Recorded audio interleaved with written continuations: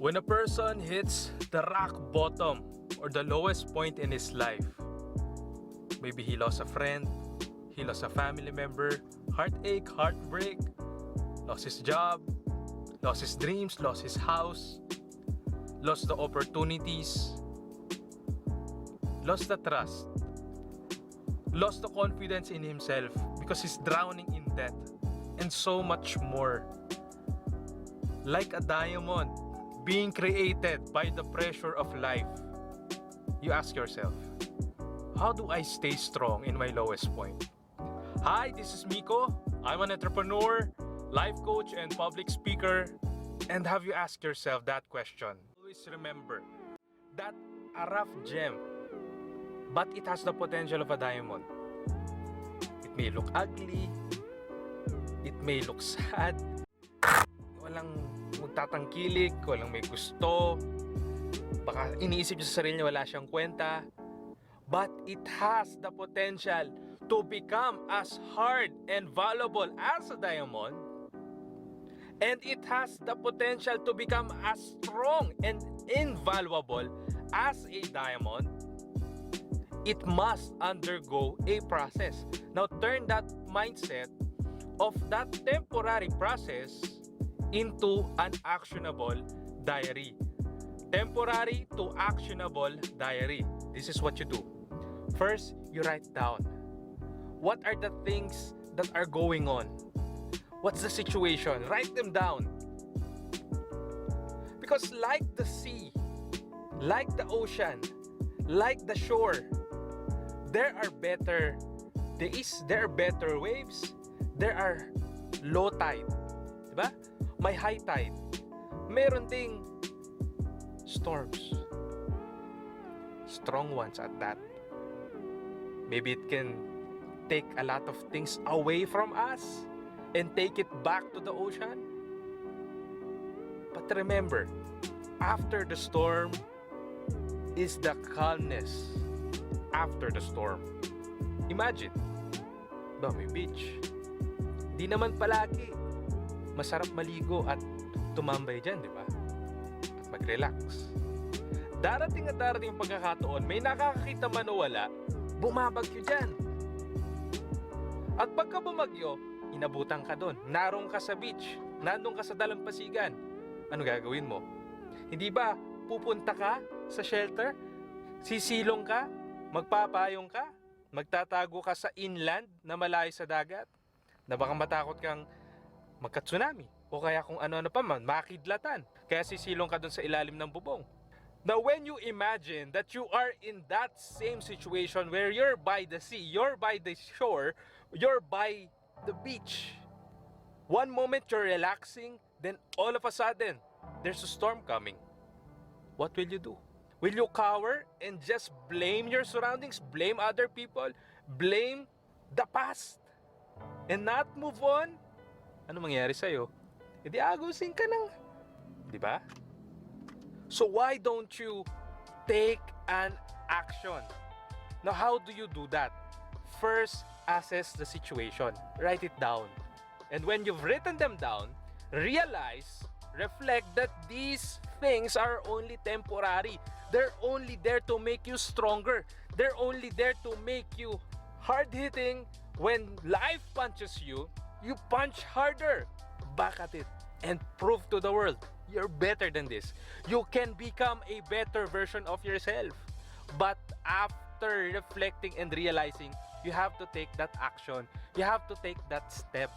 You have to, sometimes, it's a losing battle, but it's not losing the war. Are you hearing me?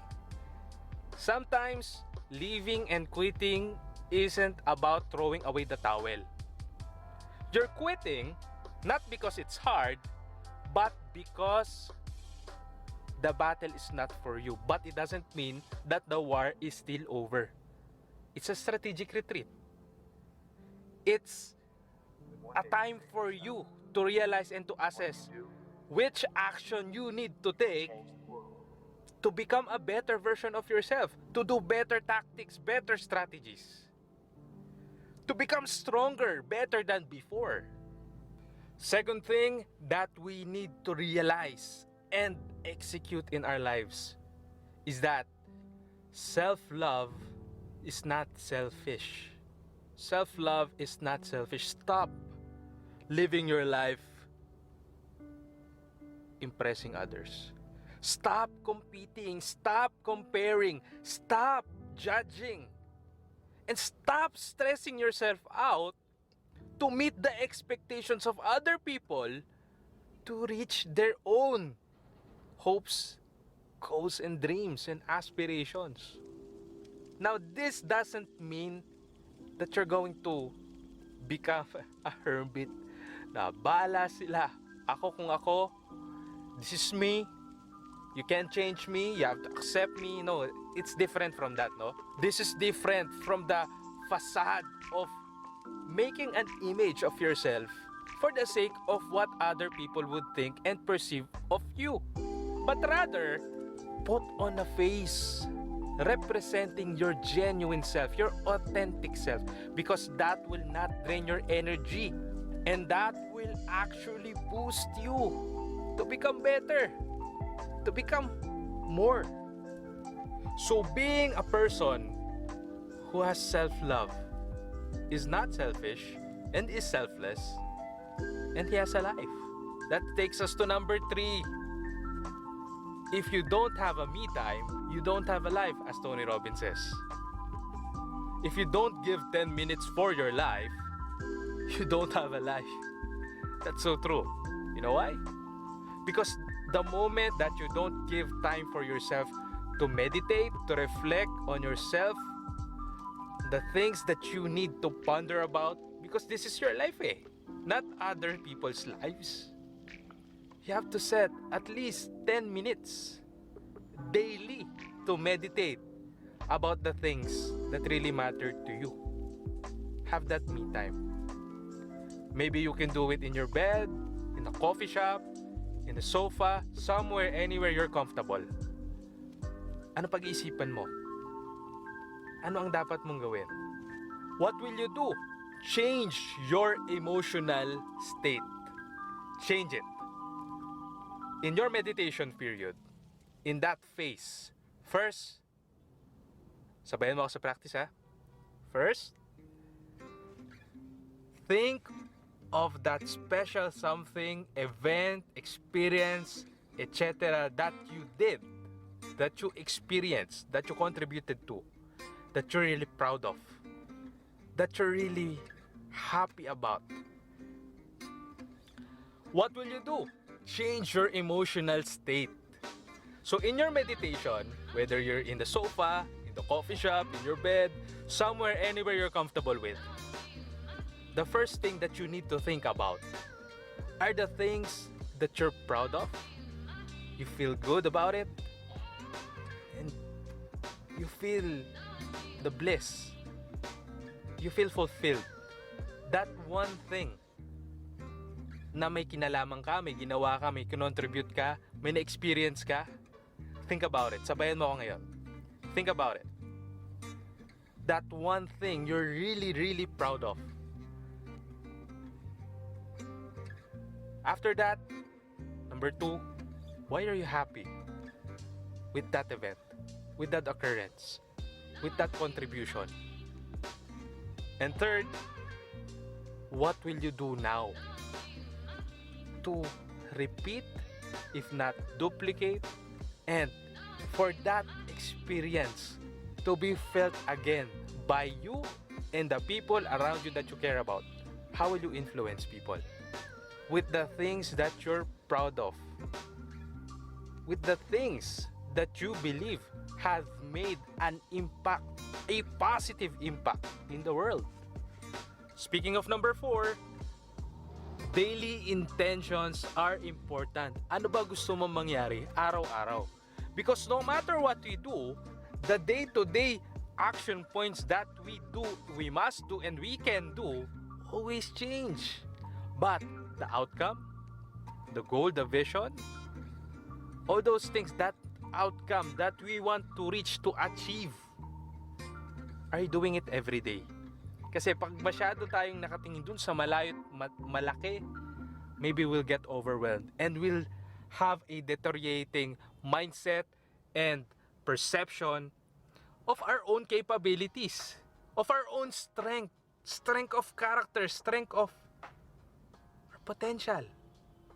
Because when we set our daily intentions, our brain is wired to think and to evolve and to adapt to the ways to reach that goal regardless of the action points. Remember, most of the time, there's more than one thing and method to accomplish a certain task. Always remember that. Kaya pag ang sinabi nila sa'yo, hindi ka magaling, hindi mo kaya yan. Hindi ka mahusay dyan. Hindi mo naman alam yan, nagmamarunong ka. Pero sarili mong diskarte at nakuha mo rin naman yung outcome, niwala ka. Believe. That's a strength in its own.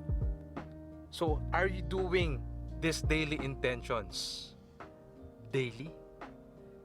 Because when we look at the big picture, sometimes we get discouraged. But when we look at a manner of minimizing it, miniaturizing it into bite size, and we accomplish them, we can celebrate the quick wins, the small wins daily.